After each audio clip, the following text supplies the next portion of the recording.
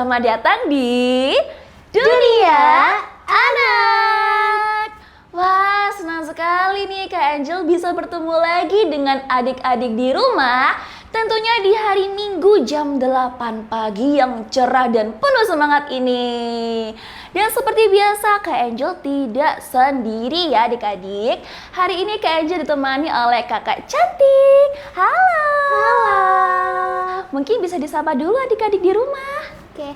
Halo teman-teman. Perkenalkan, namaku Kinan. Umurku 12 tahun. Wah, cantik sekali ya adik-adik ya. Terima kasih. Nah, aku mau tanya-tanya nih ya ke Kak Kinan ya. Ya. Nama panjangnya siapa sih kalau boleh tahu?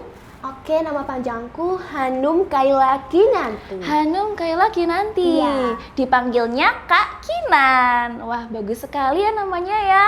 Kalau boleh tahu, Kak Kinan sekarang kelas berapa sih?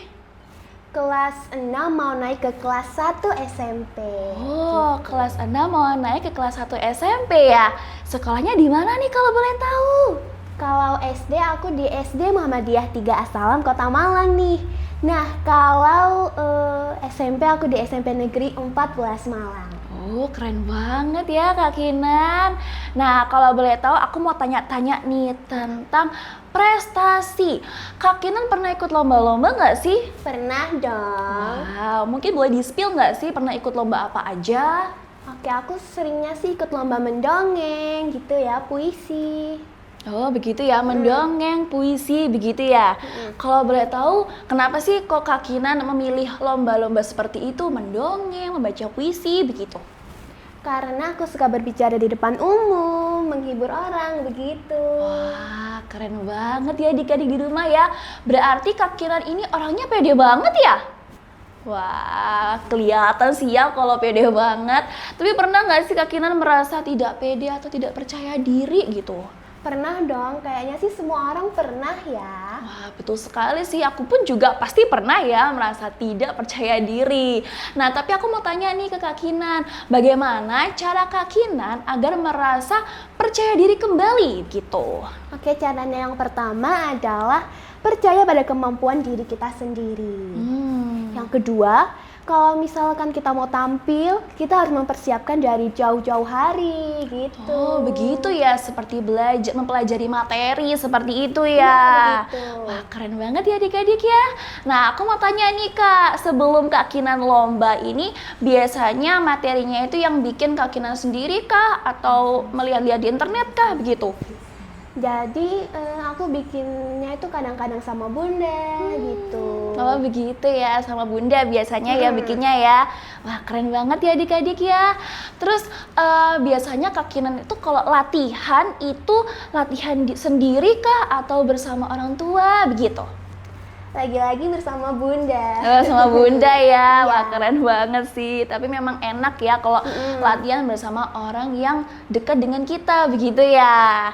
Wah, aku juga mau spill nih ke adik-adik ini. Kemarin Kak Kinan itu ikut lomba yang ada di Matos ya. Betul sekali. Keren banget. Kemarin ikut lomba apa kemarin tuh? Ikut lomba public speaking. Wah, keren banget ya ikut lomba public speaking di lomba Pancasila Creative Kids Festival 2026 ya adik-adik ya. Wah, keren banget. Kemarin Kak Kinan sempat nervous gak sih waktu lomba di Matos itu? Awalnya sih nervous ya, tapi karena aku merasa percaya diri sama kemampuan aku, jadi aku hilangkan semua nervousnya. Wah, keren banget ya bisa langsung percaya diri gitu ya.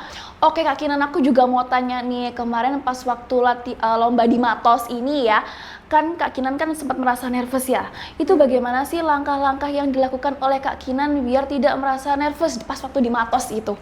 Oke, yang pasti sih berdoa ya. Terus habis itu aku juga mengingat dukungan-dukungan dari orang tua, teman-teman, guru, dan yang lain-lainnya. Wah, keren banget ya adik-adik di rumah, itu patut kita contoh ya. Kita harus mengingat latihan-latihan yang telah kita siapkan sehari-harinya. Terus kita juga harus mengingat orang-orang yang mendukung kita di rumah. Seperti itu ya Kak Kinan ya. Oh iya, hari ini Kak Kinan datang ke studio Gajana TV ini mau ngapain sih kalau boleh tahu? Aku mau perform ada mendongeng sama lomba yang kemarin, yaitu public speaking. Berarti hari ini Kak Kinan mau menampilkan public speaking yang kemarin ditampilkan waktu lomba di Matos. Betul. Sama mendongeng. Ya, Wah, keren banget nih ya. Berarti yang public speaking itu tentang nilai-nilai Pancasila ya? betul Wah, sekali. keren banget nih. Adik-adiknya di rumah, apakah sudah penasaran? Penasaran? Wah, kurang kenceng mana suaranya? Apakah sudah penasaran? Sudah. Oke, ya udah. Tanpa perlu berlama-lama lagi, mari kita saksikan bersama Kak Kinan. Silakan maju ke depan. Terima kasih. Teman-teman, coba bayangkan tempat yang paling aman di dunia. Tempat tanpa polusi, tanpa asap, dan penuh dengan kasih sayang. Mungkin kita akan menjawab rumah atau pelukan seorang ibu. Tempat itu adalah rahim ibu. Tapi tahukah kalian, sebuah penelitian terbaru di Gresik menemukan kenyataan yang sangat mengerikan. 100% sampel air ketuban dari 42 ibu hamil yang diuji ternyata mengandung mikroplastik. Yang artinya adik-adik bayi kita yang bahkan belum lahir ke dunia sudah harus merasakan berenang di tengah sampah plastik di dalam rahim ibu mereka. Salam Pancasila. Selamat pagi teman-teman di rumah. Nama saya Kinan. Hari ini saya akan mengajak kalian semua untuk merenungkan kembali sudah sejauh mana nilai-nilai Pancasila telah kita terapkan dalam kehidupan sehari-hari. Beberapa waktu lalu saya pernah melihat ada orang yang membakar sampah plastik sembarangan. Saat itu saya hanya menutup hidung lalu pergi menjauh. Yang tanpa saya sadari, asap itu berubah menjadi partikel yang sangat kecil yang bisa terbang ke udara, turun bersama hujan, lalu kembali masuk ke tubuh manusia. Yang tanpa saya sadari, asap itu ternyata berbahaya untuk manusia. Sebagai anak Pancasila, kita tidak boleh diam. Tapi untungnya, perubahan bisa dimulai dari hal-hal kecil. Pemerintah Kota Malang mulai menyediakan mesin mengisi ulang agar masyarakat tidak perlu terus-menerus menggunakan botol plastik sekali pakai. Lalu pertanyaannya, apa yang bisa kita lakukan sebagai siswa? Pertama, berhenti membakar sampah plastik sembarangan. Kedua, membawa botol minum sendiri ke sekolah. Dan yang ketiga, mengurangi penggunaan sampah plastik sekali pakai dalam kehidupan sehari-hari. Menjaga alam adalah salah satu upaya kita untuk menjaga dan memanusiakan sesama. Sebagai wujud pengamalan Pancasila sila kedua, kemanusiaan yang adil dan beradab. Menjaga alam juga salah satu upaya kita untuk bersyukur kepada Tuhan Yang Maha Esa atas segala penciptaannya. Dengan demikian akan tercipta lingkungan yang sehat, aman, dan dapat dinikmati oleh seluruh lapisan masyarakat tanpa terkecuali. Nah teman-teman, itu dia cara-cara untuk menjaga lingkungan dan sekitarnya. Mari kita tunjukkan, kita adalah generasi Pancasila yang cerdas, kreatif, dan berkarakter. Jika bukan kita, siapa lagi? Dan jika bukan sekarang, kapan lagi? Terima kasih atas perhatiannya. Saya Hanum Kaila Kinanti. Mohon pamit. Keren banget, silakan duduk kembali. Keren banget adik-adik. Wah, bisa keren gitu ya. Berarti tadi itu speech-nya tentang mengamalkan nilai-nilai Pancasila ya. Mungkin bisa di-spill sedikit kayak inti dari speech-nya Kak Kinan tadi ke adik-adik di rumah dong. Oke, jadi sebagai anak Pancasila, kita tentunya harus mengamalkan sila-sila Pancasila. Seperti Nah, itu ya. salah satunya adalah menjaga lingkungan dan sekitarnya. Begitu. Oh, begitu ya. Berarti kita memang harus menjaga alam dan sekitarnya ya. Untuk menuju dunia yang lebih baik juga tentunya ya. Dimulai dari hal-hal kecil ya Kak Kinan ya. Seperti apa aja tadi Kak Kinan? Seperti membawa botol minum sendiri ke sekolah, mengurangi penggunaan plastik sekali pakai, lalu mengurangi pembakaran sampah plastik. Betul banget itu ya. Nah itu harus dicontoh tuh kepada adik-adik yang ada di rumah ya. Adik-adik kalau semisal mau ke sekolah bisa membawa botol sendiri dari rumah seperti itu ya Kak Kinan ya. Terus tidak boleh membakar sampah juga karena bisa menyebabkan polusi ya juga ya. Wah itu sangat buruk sekali ya bagi dunia ya. Wah tapi keren sekali sih. Aku mau kasih aplaus lagi ke Kak Kinan karena keren banget. Keren banget ya bisa berani tampil di depan publik seperti itu ya kemarin tuh ya waktu lomba itu ya. Keren banget ya. Wah itu Kak Kinan gimana sih biar nggak malu gitu di depan orang-orang itu gimana sih Kak? Ya seperti tadi, latihan yang sering, yang giat, terus mengingat dukungan dari orang tua, teman, dan yang lainnya, dan juga tentunya berdoa. Betul banget sih, yang penting kita harus tetap percaya diri seperti itu ya, dan juga ingat dukungan dari orang-orang begitu ya. Wah keren banget nih ya adik-adik di rumah, dan selanjutnya Kak Kinan ini mau ngapain habis ini nih? Mendongeng. Wah mendongeng? Ya, Mau mendongeng apa nih Kak Kinan nih? tentang entit. Entit? Iya, Wah apa itu entit? Aku baru dengar ini sih jujur Kak Kinan. entit itu adalah salah satu cerita rakyat dari Jawa Tengah. Wah keren banget ya. Senang sekali deh Kak Angel. Tapi kesenangan Kak Angel belum berakhir nih. Karena setelah ini kita akan mendengar Kak Kinan mendongeng. Wah yuk adik-adik kita dengarkan dongeng dari Kak Kinan. Silakan Kak Kinan. Terima kasih.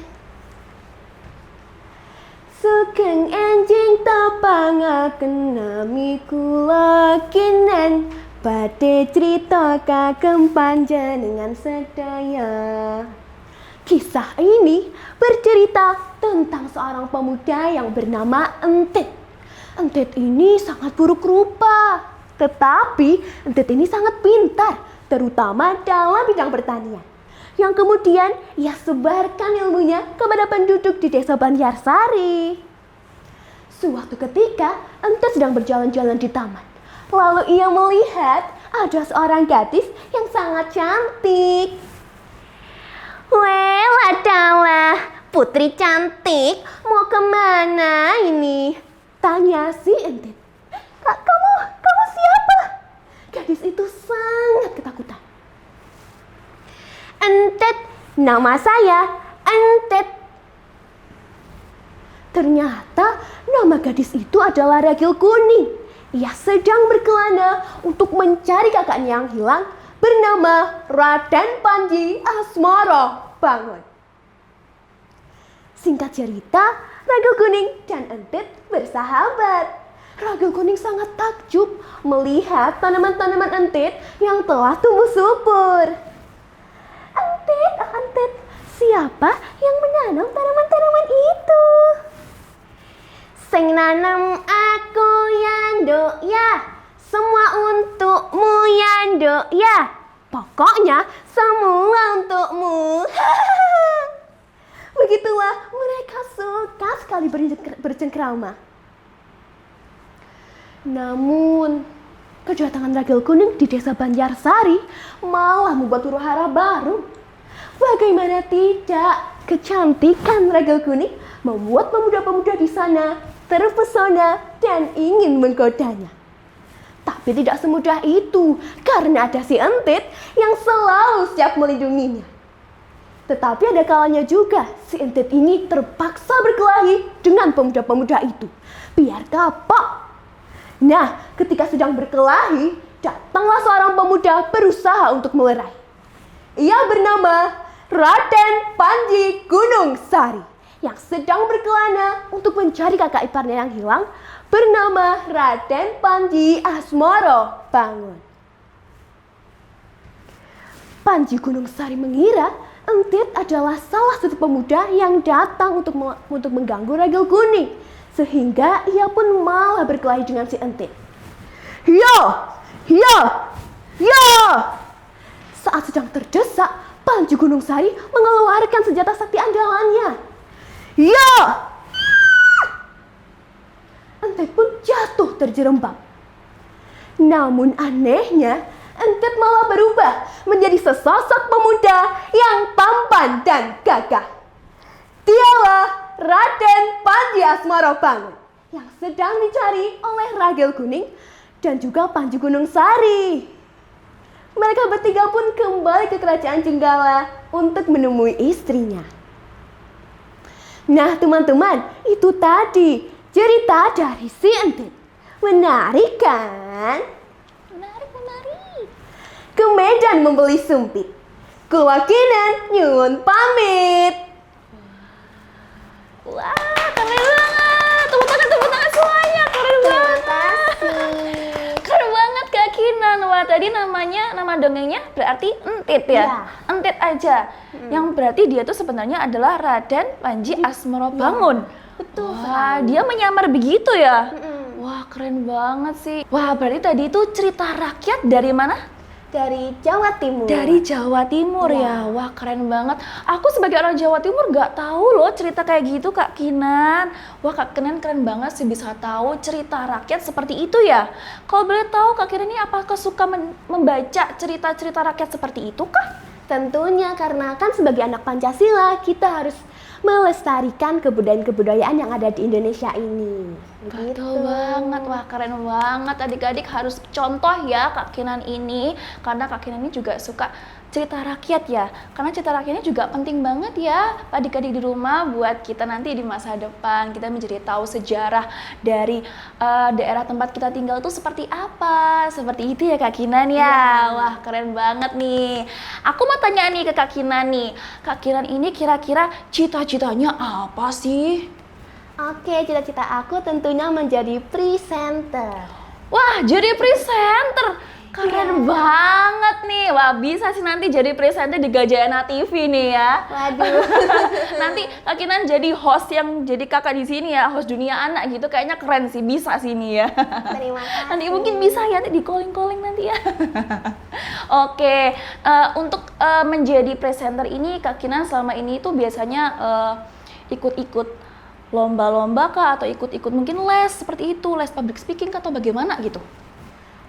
Lebih ke lomba sih. Lomba ya berarti ya, lomba-lomba begitu ya, berarti tetap latihan sendiri di rumah gitu ya. Wah keren banget sih, semoga nanti cita-citanya bisa tercapai ya Kak Kinan. Pokoknya semangat dan jangan pernah putus asa gitu ya Kak Kinan ya. Keren banget adik-adik di rumah, tepuk tangan sekali lagi yuk, tepuk tangan. Aduh tapi Kak Kinan aku tuh sedih banget sekarang. Kenapa tuh? Karena tidak terasa waktu itu berjalan sangat cepat banget. Tak terasa kita tuh sudah sampai di penghujung acara adik-adik. Wah sedih sekali ya.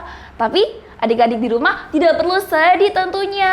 Karena kita masih bisa ketemu di hari Minggu depan jam 8 pagi tentunya. Dan terima kasih ya kepada adik-adik di rumah yang sudah menemani kakak dan Kak Kinan di Dunia Anak pada episode kali ini. Seru sekali ya kita hari ini bisa Seru mendengarkan banget dongeng, terus bisa mendengarkan speech dari Kak Kinan, dan juga tentunya kita juga bisa bernyanyi bersama tentunya. Sebelum itu kakak juga menginfoin nih kepada adik-adik di rumah, kepada komunitas atau sekolah-sekolah yang ingin bergabung di Dunia Anak, bisa langsung hubungi kontak di bawah ini ya. Oke, terima kasih adik-adik semuanya yang ada di rumah. Hai